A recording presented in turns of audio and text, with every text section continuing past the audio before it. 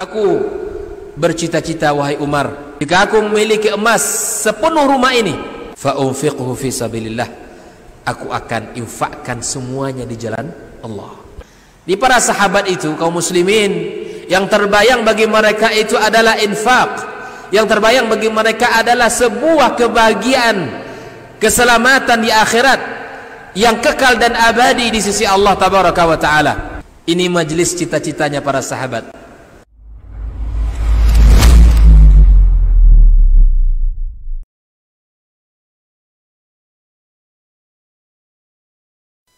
وَمَن يُضْلِلْهُ فَلَا هَادِيَ لَهُ أَشْهَدُ أَن لَّا إِلَٰهَ إِلَّا اللَّهُ وَحْدَهُ لَا شَرِيكَ لَهُ وَأَشْهَدُ أَنَّ مُحَمَّدًا عَبْدُهُ وَرَسُولُهُ لَا نَبِيَّ بَعْدَهُ. Ikhwati fillah, ma'asyiral hadirin wal hadirat, bapak-bapak, ibu-ibu, rahimani Allah wa iyyakum. Sama-sama kita awali kajian kita dengan mengucapkan puji dan syukur pada Allah Subhanahu wa taala. Pada maghrib yang penuh berkah ini kita bisa duduk di majelis ilmu. Kita bisa duduk di sebuah tempat yang kata Rasulullah sallallahu alaihi wasallam itu adalah taman surga. Jadi kata Rasul, kalau seandainya kamu melewati taman surga, maka berhentilah, bergabunglah, ikut. Ada sahabat yang bertanya, apa itu taman surga ya Rasulullah?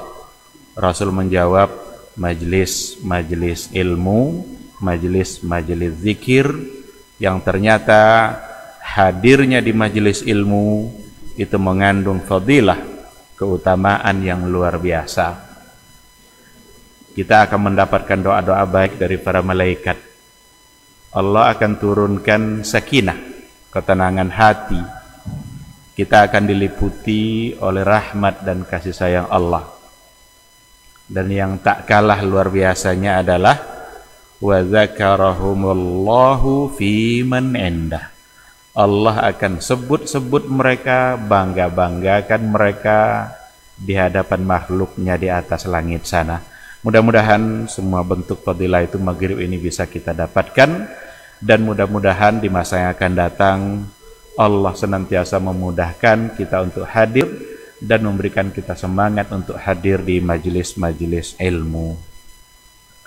Untuk Rasulullah sallallahu alaihi wasallam jangan pernah kita tinggalkan selawat dan salam, karena kita ini adalah orang-orang yang senantiasa mengaku cinta kepada Rasul. Tapi cinta itu tidak boleh hanya ucapan bibir saja. Tidak boleh hanya sekedar lipstik, hiasan saja. Ucapan yang kita sampaikan harus kita mampu untuk membuktikannya. Maka salah satu dari cara membuktikan cinta itu adalah dengan memperbanyak selawat dan salam untuk beliau. Kenapa itu dijadikan sebagai bukti cinta? Karena selawat itu adalah doa. Orang kalau mencintai seseorang yang lain, dia akan senantiasa mendoakan kebaikan untuk yang dia cintai. Mustahil cinta kalau tidak saling mendoakan untuk kebaikan. Suami akan senantiasa mendoakan kebaikan bagi istrinya jika dia mencintainya. Begitu juga istri untuk suaminya. Ayah akan mendoakan anaknya jika dia mencintainya. Begitu juga anak akan mendoakan ayahnya. Tapi kalau sudah tidak ada cinta, maka mungkin doa sudah tidak lagi diucapkan. Oleh karena itu, seandainya kita mengaku cinta Rasul, maka mari sama-sama kita perbanyak ucapan salawat dan salam itu. Allahumma salli ala Muhammad wa ala ali Muhammad. Mudah-mudahan kita semua adalah orang-orang yang pantas untuk mendapatkan syafaatnya di yaumul mahsyar.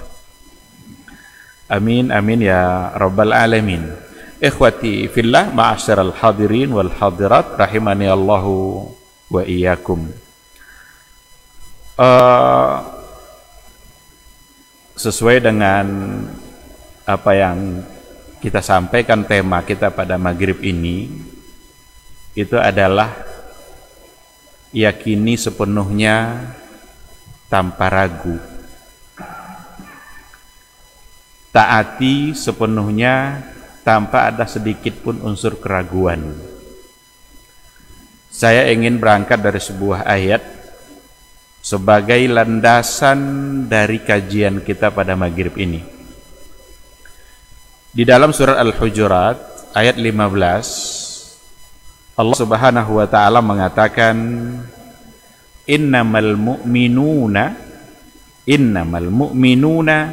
alladzina amanu billahi wa rasulih wa lam yartabu wajahadu bi amwalihim wa anfusihim fi sabilillah ulaika humus shadiqun. Al-Hujurat ayat 15. Landasan untuk tema kita pada maghrib ini, yakini sepenuhnya tanpa ada sedikit pun unsur keraguan. Apa kata Allah dalam ayat ini? Innamal mu'minun alladzina amanu billahi wa rasulih summa lam yartabu. Orang mukmin yang sebenarnya itu adalah alladzina amanu billahi wa rasulih, mereka yang beriman kepada Allah dan Rasulnya, summa lam yartabu, lalu tidak ada sedikit pun mereka meragukan. Ini dia, summa lam yartabu. Di sini akan kita pahami nanti secara luas sebaik mungkin bahwa selama ini yang merusak keimanan kita itu adalah unsur keraguan. Itu tidak boleh ada sama sekali. Kalau kita sudah menyatakan amanna billah, kami beriman kepada Allah, amantu billah, saya beriman kepada Allah, maka tidak boleh ada sedikit pun unsur keraguan dari apa yang sudah kita ucapkan. Summa lam yartabu, lalu tidak ada sedikit pun unsur keraguan. Wajahadu bi amwalihim wa anfusihim fi sabilillah, ketidakraguan mereka itu akan melahirkan banyak hal. Di antaranya adalah jahadu bi amwalihim wa anfusihim, mereka akan berjuang, mereka akan berjihad, mereka akan berupaya semaksimal mungkin dalam jihadnya, baik dengan harta maupun dengan diri. Ulaika humus shadiqun, mereka itulah orang-orang yang jujur, mereka itulah orang-orang yang benar dalam imannya. Oleh karena itu, keraguan jika masih ada, maka berarti kita belum menjadi shadiqun, belum menjadi orang-orang yang benar dan jujur dalam beriman. Ikhwati fillah, ayat ini tergolong pendek sebenarnya dari segi jumlah hurufnya. Tetapi kalau kita lihat kandungan ayatnya, makna yang ada di balik ayat ini akan menyentuh hampir seluruh kehidupan yang kita jalani. Mari kita lihat penjelasannya. Ayat ini diawali dengan kata innama. Ada innama yang lain dalam Al-Quran yang hubungannya dengan al-mu'minun. Innamal mu'minuna ikhwah. Ini satu lagi. Innamal mu'minuna alladzina amanu billah. Hanya. Jadi innama itu kalau dalam ilmu nahwu itu disebut sebagai adat lil hasr. Adat lil hasr itu artinya hanya dengan cara itu dia bisa dianggap sebagai orang beriman. Innamal mu'minuna, orang mukmin yang sebenarnya, yang sesungguhnya, hanya dia akan disebut beriman. Allazina amanu billahi wa rasulih tsumma lam yartab. Iman pada Allah dan Rasulnya, tapi tidak ada sedikit pun unsur keraguannya. Dan setelah kata innama ada al-mu'minun, orang-orang yang beriman. Kita akan mendapatkan dua istilah dalam persoalan ini. Ada istilah mukmin, ada istilah muslim. Ada mukmin, ada muslim. Berbedakah makna dua istilah itu? Dia kaidahnya nanti begini, gampang cara memahaminya. Apabila disebutkan secara tersendiri, Maka makna mukmin sama muslim itu sama. Jadi mukmin kalau disebutkan secara tersendiri atau muslim disebutkan secara tersendiri, maka cakupan maknanya padanya ada muslim dan ada mukmin. Kalau disebutkan secara tersendiri. Maka dalam ayat lain, wala tamutunna illa wa antum muslimun. Kenapa Allah tidak bilang wa antum mu'minun? Di situ wala tamutunna illa wa antum muslimun. Jangan mati dulu sebelum tetap dalam keadaan muslim. Artinya keadaan muslimlah seterusnya sampai mati. Maka muslim di situ mengandung makna mukmin karena disebutkan secara tersendiri. Tapi kalau seandainya disebutkan secara bersamaan, tidak sendiri-sendiri, disebutkan mukmin, disebutkan iman, disebutkan juga Islam, berarti antara mukmin dan muslim itu maknanya berbeda. Di mana tingkatan iman itu melebihi tingkatan Islam. Ada orang yang sudah Islam tapi belum bisa disebut mukmin kalau disebut secara bersamaan. Maka waqalatil a'rabu amanna. Dulu orang-orang Arabi pada masa Nabi, ketika mereka baru masuk Islam, tiba-tiba mereka mengatakan amanna, kami beriman. Allah turunkan ayat ini membantah, kul lam tu'minu, kalian sebenarnya belum beriman, baru Islam saja, baru mengucapkan syahadatain saja, belum kalian beriman.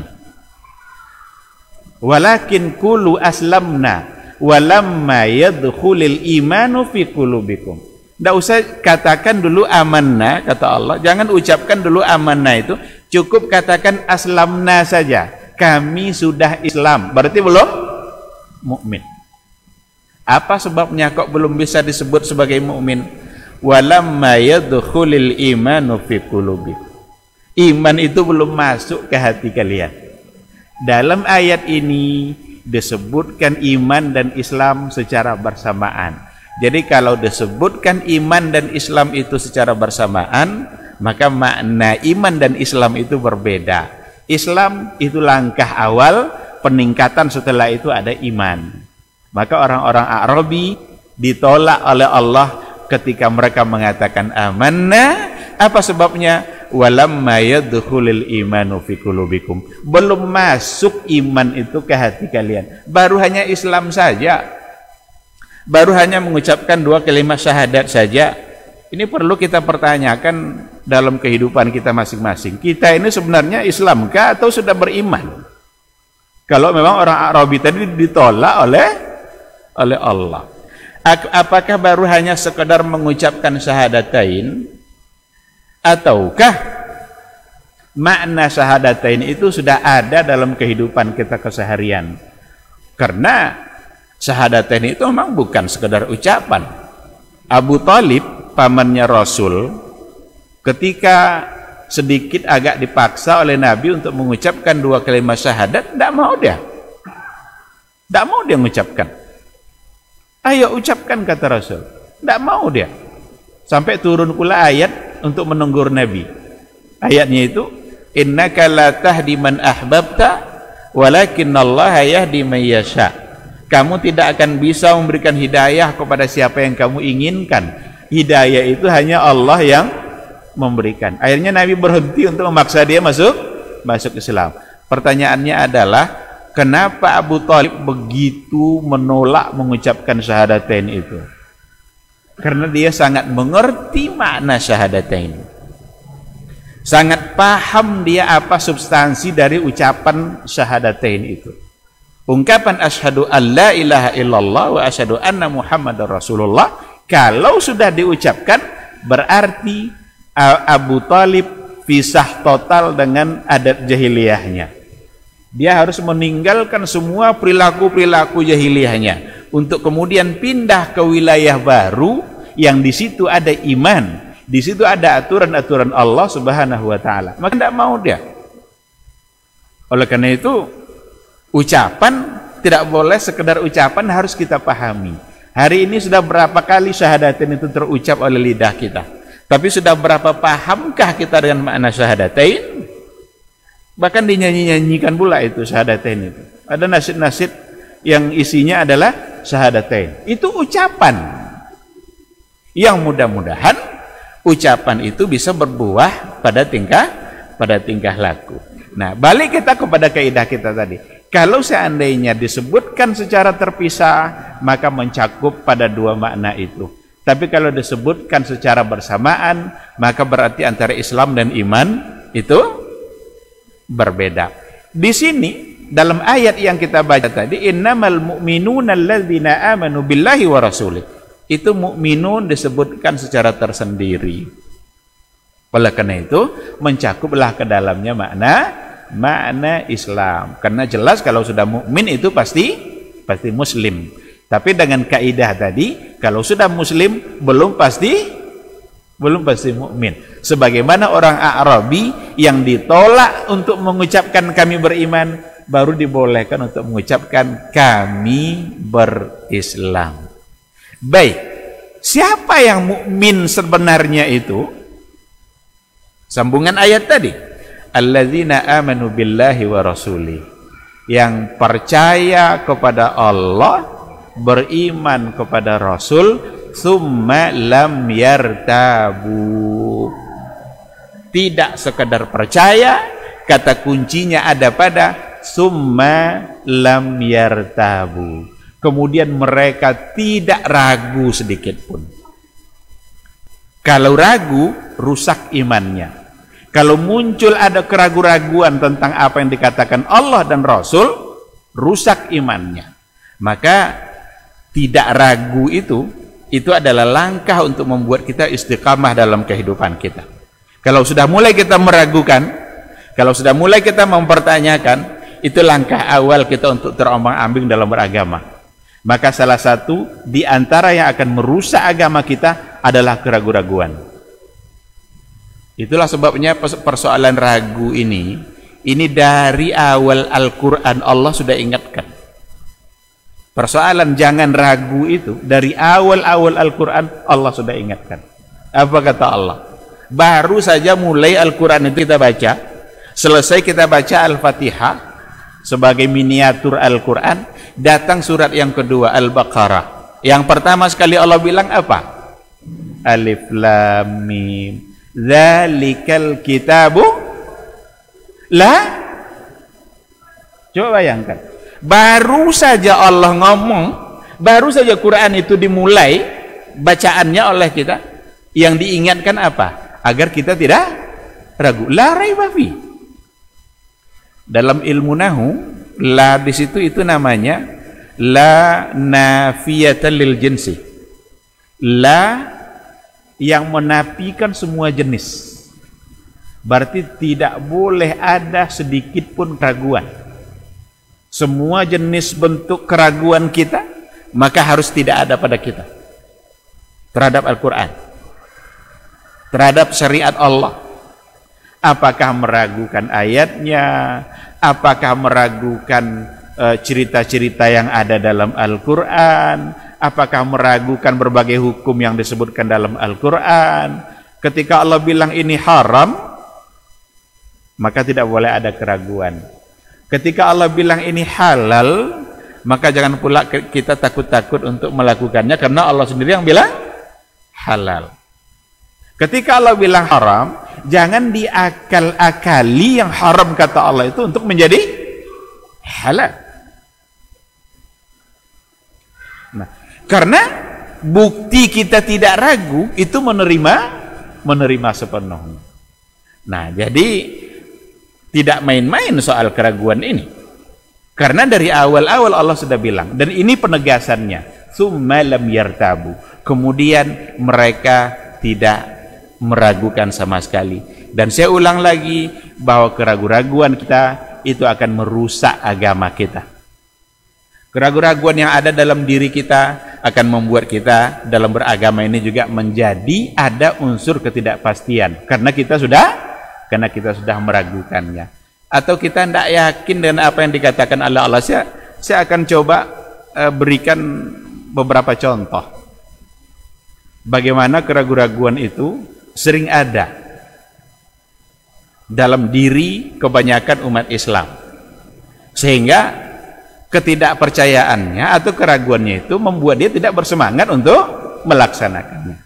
Kita ambil beberapa contoh. Yang pertama, ketika Rasul mengatakan, ada di antara hadis bunyinya begini, man shallal fajra atau man shallas subha fi jama'ah fahuwa fi zimmatillah. Barang siapa yang mengerjakan subuh berjamaah, fahuwa fi zimmatillah, maka dia berada dalam perlindungan Allah. Ini kita yakin enggak ini dengan ucapan ini? Man shallal fajra aw subha, barang siapa yang sholat subuh berjamaah, maka dia akan dilindungi oleh Allah Subhanahu wa taala. Coba baca itu, lalu amati baik-baik. Apa yang akan kita dapatkan ketika kita melaksanakan sholat subuh? Dalam penjelasan hadis ini oleh para ulama hadis, seperti yang dikatakan oleh Imam An-Nawawi umpamanya, yang mensyarahkan hadis ini yang ada dalam Sahih Muslim, atau juga oleh dalam Al-Faidul Qadir oleh Al-Munawi, dia memberikan beberapa penjelasan. Ada beberapa makna untuk hadis ini. Yang pertama sekali adalah jangan coba-coba menyakiti orang-orang muslim yang sudah mengerjakan sholat subuh. Kenapa? Dia akan berurusan sama Allah, karena Allah yang melindungi dia. Jadi ketika Rasul mengatakan fahuwa fi zimmatillah, dia berada dalam perlindungan Allah Subhanahu wa taala, maka ketika ada orang yang berupaya untuk menyakiti orang yang sholat subuh, dia akan berurusan sama Allah Subhanahu wa taala. Ditipunya orang yang tadinya sholat subuh, atau dizaliminya orang yang tadi sholat subuh, padahal Rasul mengatakan fahuwa fi zimmatillah, dia berada dalam perlindungan Allah, maka dia akan berurusan bersama Allah. Entah apa yang akan diberikan Allah kepada dia. Itu makna yang pertama dari hadis tadi. Makna yang kedua, itu adalah anjuran bagi umat Islam agar senantiasa menjaga sholat subuh. Lalu diberikan juga penjelasan kenapa yang disebut di situ adalah subuh, bukan zuhur, bukan asar, bukan maghrib. Karena memang kita juga mungkin merasakan yang paling sulit untuk kita kerjakan berjamaah itu memang subuh, di mana kita harus bangun, orang tertidur, kita harus melangkahkan kaki. Tapi sholat yang lain mungkin tidak. Zuhur itu akan lebih gampang, maghrib akan lebih gampang. Tapi kalau subuh itu menyengaja untuk pergi, karena sebelumnya kita ada di rumah. Itu akan berat, itu perjuangannya berat. Oleh karena itu ibadah kita ini yang dinilai oleh Allah Subhanahu wa taala adalah perjuangan dan pengorbanan yang kita berikan dalam melaksanakannya. Semakin besar pengorbanannya, semakin besar perjuangannya, Allah akan nilai itu sesuatu yang besar. Jadi bukan besarnya ibadah, tapi besarnya perjuangan. Maka ada hadis Rasul bilang begini, sabaqa dirhamun mi'ata alfi dirham. Atau kama qala Rasulullah sallallahu alaihi wasallam. Yang bersedekah 1 dirham itu tidak mustahil bisa mengalahkan yang bersedekah 100.000 dirham. Mana yang lebih besar 100.000 daripada 1 dirham? Jelas yang besar adalah 100.000. Tapi kenapa Rasul mengatakan yang 1 dirham bisa mengalahkan yang 100.000? Di situ ada persoalan pengorbanan. Ternyata penjelasannya adalah yang mensedekahkan 1 dirham, dia hanya punya 2 dirham, disedekahkan 1, berarti dia mensedekahkan separuh dari hartanya. Sementara yang 100.000 dirham, dia punya ribuan dinar lainnya. Kira-kira pengorbanan yang lebih besar mana? Yang mengorbankan separuh hartakah, atau yang mengorbankan sesuatu tapi tidak berpengaruh apa-apa pada harta yang dia miliki. Tentu yang akan lebih besar adalah yang mengorbankan separuh dari harta. Nah, oleh karena itu juga sebabnya kenapa sholat sunat yang paling afdal itu tahajud. Satu-satunya sholat sunat yang disebut dalam Al-Quran itu hanya tahajud. Sunat yang lain ada pada hadis. Duha, sholat sunat duha ada pada hadis. Tapi untuk tahajud itu disebutkan secara tersendiri dalam Al-Quranul Karim. Kenapa? Karena itu sholat sunat yang paling afdal, karena itu yang perjuangannya paling berat. Nah, ikhwati fillah, jadi kembali kita kepada apa yang tadi kita contohkan, man shallal fajra atau man shallas subha. Kenapa Rasul menyebut subuh di situ? Karena memang itu yang paling berat. Biasanya kalau kita sudah mudah mengerjakan yang berat, maka untuk mengerjakan yang lebih ringan itu akan lebih gampang. Kalau sudah mudah kita mengerjakan yang berat-berat itu, gampang aja dia mengerjakan yang berat. Untuk ibadah yang lebih ringan dari itu, insya Allah dia akan bisa mengerjakan. Itu satu contoh.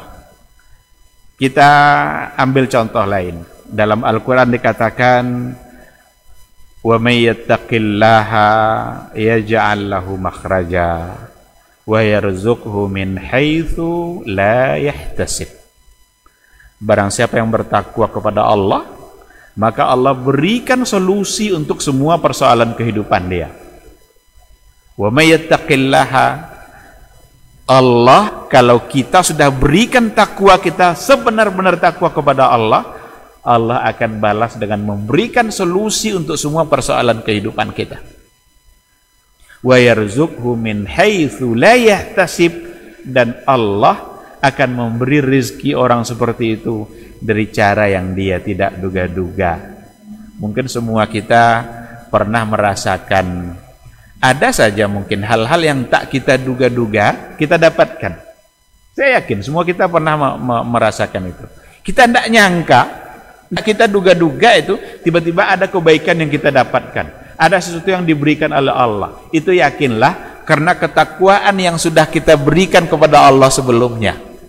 Mungkin ada perbuatan baik yang lebih yang kita kerjakan sehingga Allah balas dengan adanya solusi-solusi baru dalam kehidupan kita, adanya rezeki-rezeki yang tidak kita duga karena kebaikan-kebaikan yang kita berikan. Sekarang kita percaya ndak ini? Ini makna summa lam yartabu. Ketika Allah sudah mengatakan seperti tadi, siapa yang ingin diperbaiki rezekinya oleh Allah, perbaiki salatnya. Yang ingin diperbaiki rezekinya oleh Allah, yang ingin diperbaiki kehidupannya oleh Allah, perbaiki salatnya. Yakin tak kita ini? Maka jangan sampai terjebak pada unsur-unsur duniawi yang tidak punya landasan sama sekali. Ada orang gara-gara mencari rezeki justru tinggal salat. Gara-gara nyari rezeki tinggal salat. Padahal yang akan memberikan rezeki dia itu siapa? Yang akan memberikan rezeki dia itu adalah dia yang dia tinggalkan sembahannya tadi. Seharusnya dia sembah, seharusnya dia sholat, tapi dia tinggalkan gara-gara mencari rezeki. Padahal yang akan memberikan dia rezeki adalah Allah Subhanahu wa ta'ala. Ini perlu keyakinan.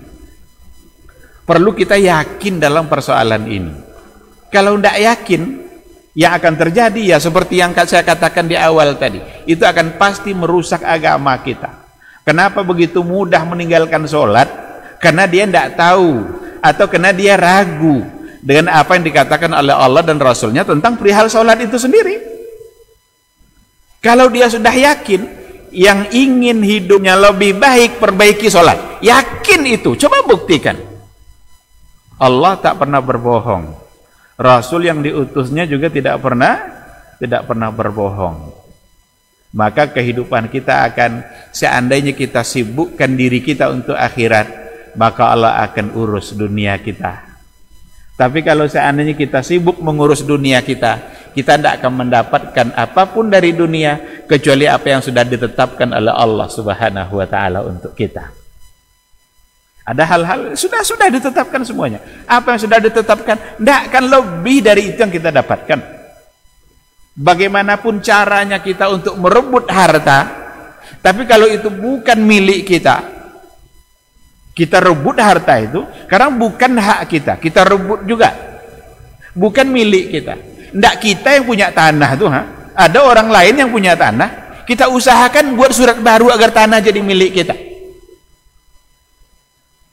Kalaupun sudah ada di tangan kita, tidak ada keberkahannya. Hilang keberkahan dalam kehidupan.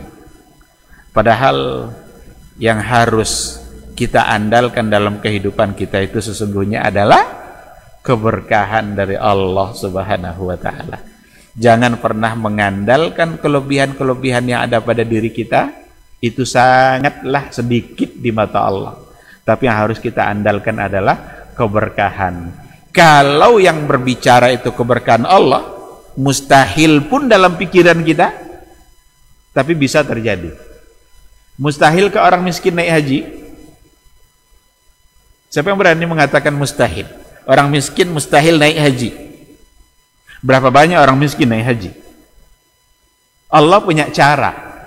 Ketika orang miskin tadi menunjukkan ketakwaannya kepada Allah, dijaganya akhiratnya, dipeliharanya sholatnya, ada saja orang kaya yang merasa terbantu dulu oleh si miskin, sekarang dinaikkannya haji.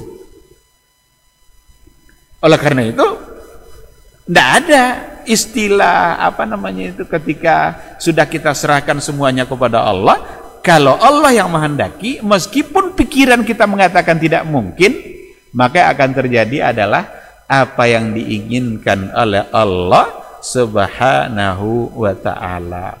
Dulu banyak orang yang sudah merasa pasti mati kalau seandainya kena kanker payudara. Kalau sudah kena itu orang sudah yakin sekali umurnya tidak akan panjang.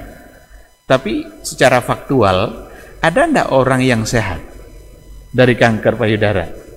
Ada? Maka dokter tidak boleh mengklaim umur pasien. Jangan sekali-kali dokter mengklaim umur pasien. Ini dokter yang berani-beraninya bilang nih pasien umurnya sebulan. Duluan dokter tuh mati dari pasien tuh. Dia sudah sehat, dokternya mati. Dia sudah mendahului apa yang ada pada kehendak Allah Subhanahu wa Ta'ala. Intinya yakin. Intinya ada pada jangan sedikit pun ragu. Ini ada ayat. Wa may yattaqillaha yaj'al lahu makhraja. Kalau kita ingin punya solusi dalam persoalan kehidupan kita, awali dari yattaqillah. Kalau kita sakit, siapa yang menyembuhkan kita? Allah. Yakin itu. Kita tinggal mencari ikhtiar yang dibolehkan oleh Allah. Yang menyembuhkan jelas Allah. Tidak akan sembuh kita kalau kata Allah tidak sembuh. Jangan bangga pula sekarang kita kaya bisa beli obat dari Prancis. Sakit dia, duit saya banyak, obat paling mahal dari Prancis saya beli. Sembuh siapa yang memberikan? Allah. Ada orang hidupnya biasa-biasa saja, andalannya hanya obat generik, lebih duluan sembuh orang itu daripada yang obatnya dari Prancis tadi, obat yang paling mahal. Karena persoalan kesembuhan itu Allah yang menentukan. Kita bisa membeli sesuatu yang kita inginkan, seperti kita beli jasa dokter yang paling ahli, bisa kalau orangnya punya duit. Tetapi tak ada di antara kita yang bisa membeli kesembuhan. Tidak ada di antara kita yang bisa membeli kesehatan.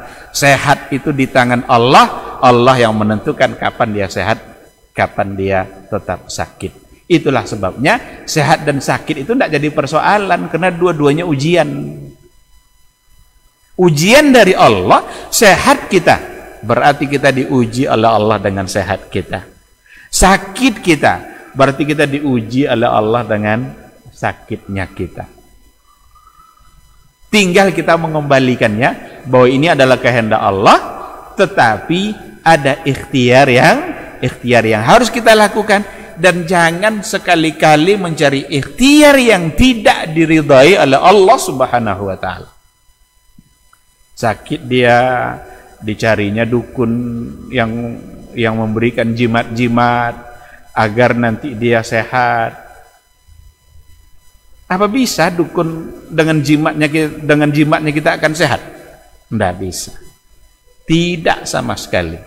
Karena kesehatan kita tidak dia yang mengatur. Kesehatan kita Allah Subhanahu wa taala yang menentukan. Kalau sudah itu yang dilakukan, berarti dia sudah mulai ragu. Berarti dia meragukan apa yang dikatakan oleh Allah. Sudah kena dia oleh ayat ini. Summalam yartabu. Kemudian mereka tidak ragu. Kalau sudah tidak ragu, maka yakinlah akan terjadi penyimpangan. Dia mau usahanya lancar, mau dia usahanya maju, lalu dia cari jimat-jimat pelaris. Ada orang, dia jual batu, katanya batu itu bisa bikin kaya. Jadi dia ada batu yang sedikit agak berbeda bentuknya, katanya batu itu bisa buat kaya. Secara logika saja, kalau memang batu itu bisa buat kaya, kira-kira dijualnya enggak batu? Tentu dia yang mau kaya lebih duluan. Kalau sempat saya yang punya batu itu, dan batu itu bisa buat kita jadi kaya, mustahil akan saya jual. Tapi ternyata yang jual enggak kaya-kaya juga. Nah, begitulah. Kalau akal kita sudah tidak kita fungsikan, itu akan bermasalah dalam persoalan akidah. Akan gampang kita terjebak pada kesirikan. Syirik itu sesuatu yang sangat terlarang karena kita mengambil fungsi yang hanya bisa dilakukan oleh Allah Subhanahu wa taala. Jadi syirik itu inti pada syirik itu kita memberikan kerja Allah kepada orang lain yang tidak mungkin dia bisa mengerjakan. Itu syirik. Yang mengabulkan doa kita siapa? Allah.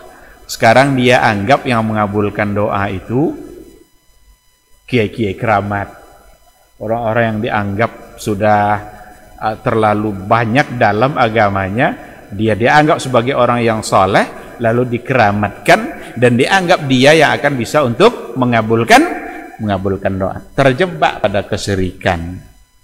Yang memberikan kita kesehatan siapa? Allah. Sekarang dia minta kesehatan itu dengan cara yang tidak diizinkan oleh Allah. Tapi kalau kita coba berikhtiar dengan cara yang benar, tidak ada masalah. Karena itu cara yang benar. Berobat itu cara yang benar. Berobat dengan cara yang benar juga. Kalau seandainya kita demam panas, maka yang kita minum adalah obat yang menurunkan panas. Itu kan logis itu. Kalau seandainya kita kena penyakit emah, yang kita minum adalah obat lambung umpamanya, yang bisa untuk memberikan, melalui itu Allah bisa memberikan kesembuhan. Tapi kalau demam panas yang dicari ayam hitam, apa hubungannya? Harus dimandikan ayam hitam itu dengan air pancuran 7 masjid. Disembeli jam 12 malam. Apa hubungannya dengan demam panas? Tidak logis dia. Jadi kalau ke dokter logis dia. Tapi kalau yang tadi enggak logis. Di sini sudah mulai ada unsur-unsur lain yang perlu dicurigai. Ini perlu kita dalami baik-baik, perlu kita waspadai diri kita, karena persoalan syirik kalau kita tidak bertaubat itu tidak akan terampuni. Jadi dosa yang tidak akan terampuni itu kalau kita tidak bertaubat itu syirik. Innallaha la yaghfiru ayyushraka bi wa yaghfiru ma duna dzalika liman yasha. Allah tidak akan mengampuni dosa syirik, tapi Allah bisa mengampuni dosa-dosa selain itu jika Dia menghendaki. Maka syirik kalau tidak dinyatakan taubatnya, maka sampai di akhirat kelak dosa itu akan tetap ada. Tapi kalau dia bertaubat, maka bisa. Jadi jangan juga disalahpahami ayat itu karena Allah tidak mengampuni dosa syirik. Apa makna tidak mengampuni? Kalau dia tidak minta ampun. Kalau dia tidak menyatakan taubatnya. Tapi kalau dia menyatakan taubatnya, maka Allah akan mengampuni. Jika tidak, di akhirat kelak akan tetap ada. Adapun dosa-dosa lain itu bisa berapa banyak dosa mata kita. Apalagi zaman hidup kita sekarang ini zaman fitnah, semua yang kita tengok itu tidak mustahil bisa mendatangkan dosa. Dosa telinga, dosa lidah. Tetapi ada hal-hal yang bisa terhapus oleh hal-hal yang secara diatur oleh agama agar kita menjadi bersih. Seperti berwudu umpamanya. Itu wudu itu luar biasa manfaatnya. Kerjakanlah wudu itu dengan sunnah-sunnahnya. Setiap tetesan air wudu kita itu akan menggugurkan dosa-dosa kita. Kita basuh muka kita itu menggugurkan dosa-dosa yang ada disebabkan oleh muka dan wajah kita. Kenapa harus berkumur-kumur? Berapa banyak dosa lidah kita? Ucapan yang kita ucapkan kadang menyakiti hati orang lain, disengaja atau tidak ada sengaja. Berapa banyak lidah ini menyebabkan kerusakan di tengah-tengah masyarakat. Tapi dalam berkumur-kumur itu bisa menggugurkan dosa. Sayangnya Allah itu dibuktikan diantaranya dengan cara seperti itu. Ada ibadah-ibadah, amal-amalan yang kalau kita kerjakan bisa menggugurkan dosa-dosa. Barang siapa yang haji saja, mabrur hajinya, raja'a ka yaumin waladathu ummu. Dia akan pulang ke tanah airnya seperti dia dilahirkan waktu bayi dulu. Berarti berguguran dosanya. Tapi untuk syirik tidak. Untuk syirik harus dia nyatakan, ya Allah ampuni saya. Saya bertaubat dari kesyirikan saya ya Allah. Kalau dia tidak nyatakan, maka dia tidak akan mendapatkan keampunan itu. Itulah yang dimaksud dengan innallaha la yaghfiru ayyushraka bih. Ikhwati fillah, ma'asyiral hadirin wal hadirat rahimani Allahu wa iyyakum. Nanti akan terlalu banyak contohnya yang akan bisa kita ambil dalam berbagai kehidupan kita yang persoalan itu disebabkan oleh keraguan. Yang tadi itu sebahagian kecil saja dari contoh. Persoalan rezeki umpamanya benar-benar harus kita serahkan kepada Allah.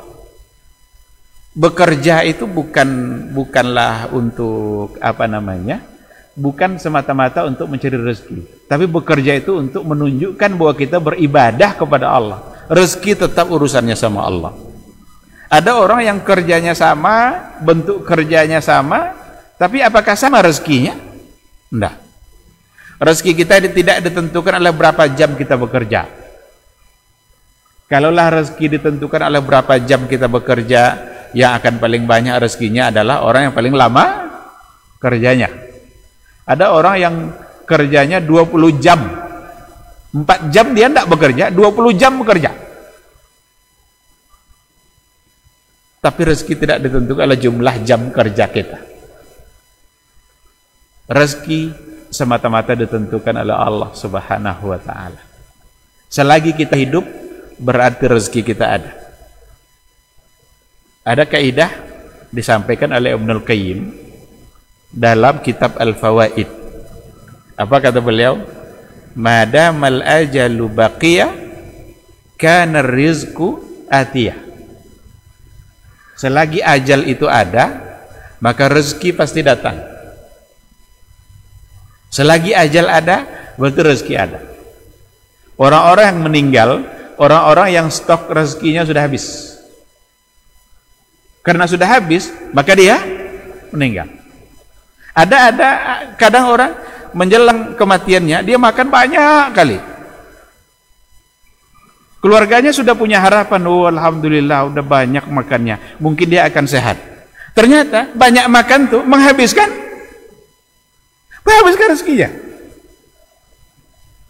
Jadi kalau makan sama kawan nanti banyak makannya. Coba tanya dia. Ini meninggalkan siapa tahu Siapa tahu. Ada kawan saya bercerita, katanya bapaknya sebelum dia meninggal, itu makan bakso 2 piring. Sebelumnya tidak pernah dia 2 piring makan bakso. Pasti 1. Dikali itu 2. Tidak lama setelah itu dia meninggal. Berarti dia menghabiskan jatah baksonya. Karena kalau masih 1 piring, dia belum meninggal tuh. Karena masih ada jatahnya. Masih ada jatahnya 1. Oleh karena itu dalam persoalan rezeki jangan pernah ragu. Rezeki kita tidak akan diambil oleh orang lain. Rezeki orang lain tidak akan sampai ke kita. Jangan merebut sesuatu yang bukan hak kita. Tugas kita beribadah, urus akhirat kita, maka Allah akan mengurus dunia kita. Karena Allah itu munabbir. Dia yang khalik, Dia yang menciptakan kita, dan Allah menciptakan kita dengan sepenuh hikmah, dengan sehikmah-hikmahnya. Yang paling bijaksana itu adalah Allah. Maka Dia ciptakan kita, sekaligus Dia menciptakan rezeki untuk kita. Maka ada anggapan ahli-ahli dari barat itu, ini penduduk dunia ini harus dikurangi. Kenapa? Nanti kita akan kehabisan sumber daya alam. Tak cukup lagi untuk memberikan kebutuhan makhluknya. Ndak, itu, bohong itu. Itu yang ngomong ndak punya Allah dia. Karena semakin banyak orang, semakin banyak pula Allah akan sediakan rezekinya. Semakin banyak sesuatu itu dibutuhkan, semakin Allah akan butuhkan pula. Sekarang saya berikan contoh. Untuk hewan, ada di antara hewan yang dibutuhkan, ada di antara hewan yang memang kita tidak butuh-butuh kali. Yang dibutuhkan tidak pernah habis. Pernah tidak kita mendengar bahwa kambing tidak ada lagi, kambing habis? Tidak ada. Selamanya ada terus. Kerbau, sapi ada terus. Kenapa? Kita butuh. Padahal kita sembelih setiap hari raya korban, berapa ribu ekor yang disembelih sapi, kambing, kerbau setiap hari raya Idul Adha. Tapi tidak pernah habis stoknya. Tapi harimau Sumatera, ada orang bilang harimau Sumatera tinggal 10 ekor. Padahal tidak pernah kita sembelih. Butuh pun tidak kita. Allah tahu dia kalau kita tidak butuh, tidak perlu banyak-banyak. Tapi kalau yang kita perlukan, yang kita butuhkan, Allah akan sediakan. Maka kambing tidak pernah habis stoknya. Tukang jual kambing pun kadang-kadang masih banyak kambingnya, hari raya Idul Adha sudah lewat, kambingnya masih ada. Itu menandakan bahwa stok kambing tak pernah berkurang. Tapi hewan-hewan yang tak kita perlukan bisa saja habis dan punah. Jangan ragu, karena Allah yang mengatur itu semua. Masuk waktu Isya, kita sampai Isya ya, sampai habis masuk waktu Isya ya. Saya kira itu, berarti kita tidak ada waktu untuk bertanya jawab karena waktu Isya sudah masuk. Mudah-mudahan apa yang disampaikan tadi, sebenarnya kalau kita bicara tentang keraguan, itu ada hal lain yang bisa kita angkat sebagai contoh selain dari yang dalam kehidupan kita tadi. Termasuk diantaranya adalah meragukan sesuatu yang datang dari Rasul. Ada hadis umpamanya, jelas hadis itu sebagai hadis yang sahih umpamanya. Kalau hadisnya sahih berarti benar datang dari Nabi. Kadang ada kecenderungan untuk meragukan. Ini bagian dari kajian kita sebenarnya. Bagian dari pemahaman ayat. Ketika ada sesuatu yang datang dari Nabi, jelas, sahih hadisnya, ragu kita, berarti kita belum shadiqun. Karena ujung ayat tadi, ulaika humus shadiqun. Mereka itulah orang-orang yang jujur, orang-orang yang shadiq, orang yang benar dalam imannya. Selagi dia tidak meragukan sama sekali. Tapi kalau sudah mulai meragukan, berarti dia bukan humus shadiqun, bukan orang-orang yang shadiq. Maka terhadap sunnah-sunnah Nabi kita harus menghormatinya, kita harus menghargainya. Apa yang datang dari Rasulullah Shallallahu Alaihi Wasallam, jangan pernah kita meragukannya. Sebab keraguan itu akan membuat iman kita menjadi rusak. Saya kira saya cukupkan sampai di sini. Mudah-mudahan sedikit yang kita bahas bisa menambah ilmu kita, bisa menambah wawasan kita, bisa menambah iman. Semoga Allah Subhanahu Wa Taala selalu membimbing kita untuk tetap istiqamah dalam agamanya dan untuk membuat kita tidak sedikit pun ragu dengan apa yang ada dalam Al-Quran dan apa yang ada dalam hadis Rasulullah Sallallahu Alaihi Wasallam. Terima kasih. Mohon maaf. Subhanakallahumma wa bihamdika asyhadu an la ilaha illa anta astaghfiruka wa atubu ilaik. Wassalamualaikum warahmatullahi wabarakatuh.